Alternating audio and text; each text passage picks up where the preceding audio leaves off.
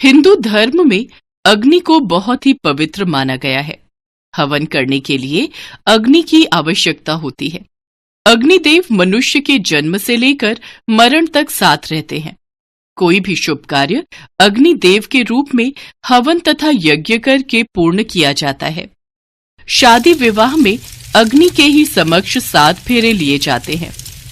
हिंदू मान्यता में बिना अग्नि में चिता के जले हुए मुक्ति प्राप्त नहीं होती। अग्नि हिंदू धर्म में आग के देवता हैं।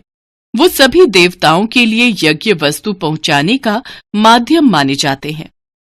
वैदिक काल से अग्नि सबसे ऊंचे देवों में से है। हिंदू धर्म विधि में यज्ञ और हवन में अग्नि द्वारा आहुति देकर ही देवताओं की पूजा की जाती है। इसलिए हिंदू धर्म में पूजा पाठ, हवन यज्ञ का विशेष महत्व है। हमारी हिंदू संस्कृति में हवन को बहुत महत्व दिया गया है। कोई भी धार्मिक अनुष्ठान हवन के बिना पूरा नहीं होता है। साथ ही हवन में दी गई आहुति स्वाहा के बिना पूरी नहीं होती है। हवन की परंपरा बहुत पुरानी है। हवन में आहुति देने के क्रम में स्वाहा बोला जाता है। प्रत्येक मंत्र की आहुति के अंत में स्वाहा बोलना अति आवश्यक होता है। तभी हमारा हवन अथवा यज्ञ सही रीति से पूर्ण होता है। किसी धार्मिक अनुष्ठान या हवन में आहुति देते हुए स्वाहा कहते हुए तो आप सबने सुना या कहा ही होगा। यज्ञ अथवा हवन के दौरान आहुति देते हुए स्वाहा शब्द का उच्चारण देने के पीछे भी एक महत्वपूर्ण कारण बताया गया है। ज्योतिष शास्त्र के मुताबिक कोई भी यज्ञ अथवा हवन तब तक पूरा नहीं होता है जब तक हवन का ग्रहण देवता न कर लें। हवन सामग्री को देवता तभी ग्रहण करते हैं जब अग्नि में आहुति डालते समय स्वाहा बोला जाता है। हिंदू शास्त्रों में स्वाहा शब्द का अर्थ है सही रीति से पहुंचाना। इसीलिए मंत्र पाठ करते हुए स्वाहा कहकर ही हवन सामग्री भगवान को अर्पित करते हैं। लेकिन क्या आपको पता है कि आखिर प्रत्येक आहुति पर स्वाहा शब्द क्यों बोला जाता है? साथ ही इसे बोलना क्यों जरूरी माना गया है? धार्मिक मान्यता के अनुसार और शिव महापुराण में आए वर्णन के अनुसार इससे प्रचलित बहुत सी कथाएं कही गई हैं, जिनमें से एक कथा के अनुसार स्वाहा दक्ष प्रजापति की पुत्री थी। स्वाहा का विवाह अग्निदेव के साथ हुआ था। स्वाहा इतनी सुंदर थी कि अग्निदेव उन्हें पत्नी के रूप में पाकर बहुत प्रसन्न हुए। इतने प्रसन्न हुए कि स्वाहा को वरदान मांगने को कहा। स्वाहा, तुम्हें पत्नी रूप में पाकर मैं बहुत प्रसन्न हूँ, इसलिए मैं तुम्हें वरदान देना चाहता हूँ। प्रिय, तुम्हें जो भी चाहिए वो मांग लो। स्वामी, आपको पति रूप में पाकर मैं भी बहुत खुश हूँ। अगर आप मुझसे प्रसन्न होकर वरदान देना ही चाहते हैं तो मुझे ये वरदान दें कि मुझे आप कभी अपने आप से अलग नहीं करेंगे। मैं सदैव आपके अंग संग रहूं। मुझे ऐसा वरदान दीजिए। ठीक है प्रिय, अब से जब भी कोई मेरी अग्नि में पूजा करेगा या मेरी अग्नि में देवताओं को आहुति देगा तो तुम्हारे नाम का उच्चारण करेगा। बिना तुम्हारा नाम लिए मैं कोई सामग्री स्वीकार नहीं करूंगा।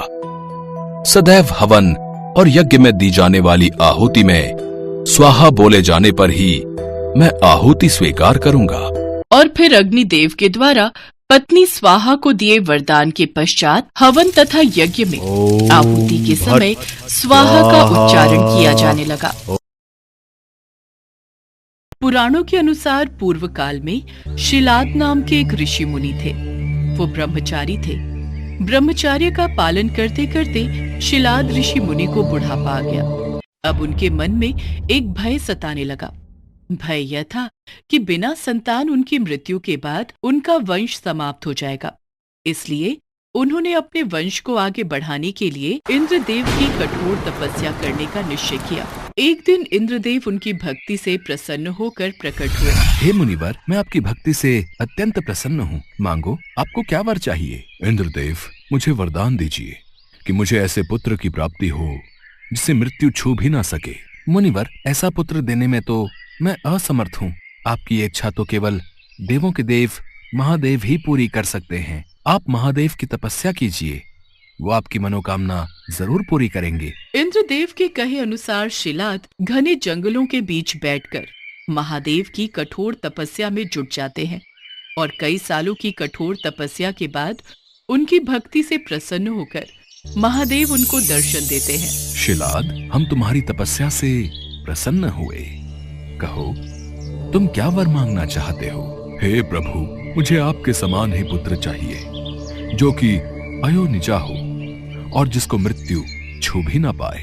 ये सुनकर महादेव मुनि शिलाद से बोले, हे मुनिवर, यूं तो मैं सारे जगत का पिता हूँ, फिर भी तुम मेरे पिता बनोगे। मैं तुम्हारा अयोनिज पुत्र होऊंगा तथा मेरा नाम नंदी होगा। इसके बाद महादेव अंतर ध्यान हो गए। फिर ऋषि मुनि भी खुशी खुशी अपनी कुटिया में चले गए। कुछ समय बाद शिलाद भगवान शिव के नाम से यज्ञ कर रहे थे। उसी यज्ञ कुंड से एक बालक उत्पन्न हुआ। उस बालक का मुख बेहद ही मनमोहक और लुभावना था। वाह, कितना मनमोहक और सुंदर अंश है मेरे शिव का। अब तो ऋषि शिलाद की प्रसन्नता का कोई ठिकाना ही नहीं था। वह उसे अपने साथ घर ले आए और उसका लालन पालन करने लगे। देखते ही देखते नंदी बड़ा हो गया। 5 साल का होते ही शिलाद मुनि ने नंदी को संपूर्ण वेदों और अन्य शास्त्रों का भी अध्ययन करवाया। और फिर जब वो 7 वर्ष का हुआ तो एक दिन ऋषि शिलाद के घर मित्र और वरुण नाम के 2 सन्यासी आए। ऋषि शिलाद की आज्ञा से नंदी ने दोनों सन्यासियों का खूब आदर सत्कार किया, उन्हें भोजन कराया। खाइए मुनिवर, खाइए। अगर आपको किसी और चीज की भी आवश्यकता है तो मुझे बताइए। नहीं नहीं, हमारा पेट भर गया, हमें और कुछ नहीं चाहिए। आपका बहुत बहुत शुक्रिया। ऋषि शिलाद के घर मिले इस सेवा भाव से दोनों सन्यासी अत्यधिक प्रसन्न हुए। जाने से पहले दोनों सन्यासियों ने शिलाद ऋषि को लंबी उम्र और खुशहाल जीवन का आशीर्वाद दिया और नंदी को बिना आशीर्वाद दिए ही जाने लगे। अगर आप बुरा न मानो तो मैं ये जान सकता हूँ कि आपने मुझ बूढ़े को तो आशीर्वाद दे दिया, लेकिन मेरे बेटे नंदी को नहीं।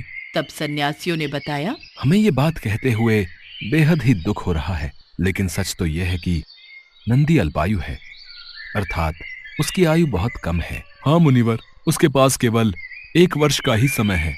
आपके इस पुत्र की आयु बहुत कम है, इसलिए हमने इसे कोई आशीर्वाद नहीं दिया। उन दोनों सन्यासियों की बातें सुनने के बाद अंदर जाकर शिलाद ऋषि नंदी को गले लगाकर फूट फूट कर रोने लगते हैं।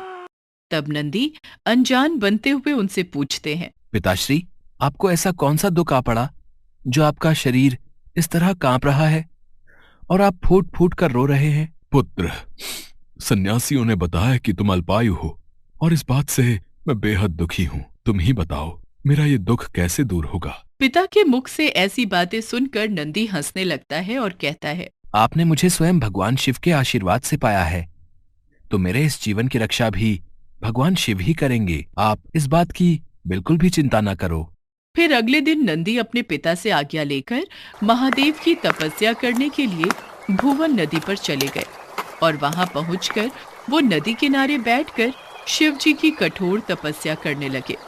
बालक नंदी की कठोर तपस्या देख महादेव कुछ समय बीत जाने के बाद नंदी के समक्ष प्रकट हुए, परंतु जब नंदी ने महादेव को देखा तो वो भूल ही गए कि वो लंबी उम्र के लिए तप कर रहे थे। तत्पश्चात महादेव ने कहा, नंदी पुत्र, मैं तुम्हारी तपस्या से बेहद ही प्रसन्न हूँ। मांगो, तुम्हें क्या वर चाहिए वत्स? प्रभु, मैं ताउम्र आपके सानिध्य में रहना चाहता हूँ। मुझे सदा के लिए अपने चरणों में जगह दे दीजिए। हे शिलानंदन, तुम्हें मृत्यु का भय कहाँ? तुम तो मेरे ही समान हो। तुम अजर अमर बनकर सदा मेरे संग ही रहोगे। तुम पर सदा मेरा प्रेम बरसता रहेगा। मेरी कृपा से तुम पर जन्म मृत्यु अपना प्रभाव नहीं डाल सकेंगे। तत्पश्चात शिवजी ने पार्वती माता से कहा, हे देवी, मैं नंदी का अभिषेक करके इसे गणाध्यक्ष बनाना चाहता हूँ। इस विषय में आपकी क्या राय है? महादेव, आप नंदी को गणाध्यक्ष पद प्रदान कर सकते हैं, क्योंकि परमेश्वर यह शिलानंदन मेरे लिए पुत्र सरीखा है। इसलिए नाथ, ये मुझे बहुत ही प्यारा है। महादेव ने अपने अतुल बलशाली गणों को बुलाकर उनसे कहा, गणनायकों, आज से ये नंदीश्वर तुम लोगों का स्वामी होगा। मैं धन्य हो गया प्रभु, मैं धन्य हो गया। इस प्रकार नंदी के समर्पण से प्रसन्न होकर भगवान शिव ने नंदी को पहले अपने गले लगाया और उन्हें बैल का चेहरा देकर उन्हें अपने वाहन, अपने गुणों में सर्वोत्तम के रूप में स्वीकार कर लिया। और तभी से शिव जी की मूर्ति के साथ नंदी की प्रतिमा भी स्थापित की जाती है। ऐसा माना जाता है कि शिव जी तो हमेशा ध्यान में लीन होते हैं, वो हमेशा समाधि में रहते हैं, इसलिए नंदी के कानों में बोलकर उनके भक्तों की आवाज उन तक नंदी ही पहुंचाते हैं।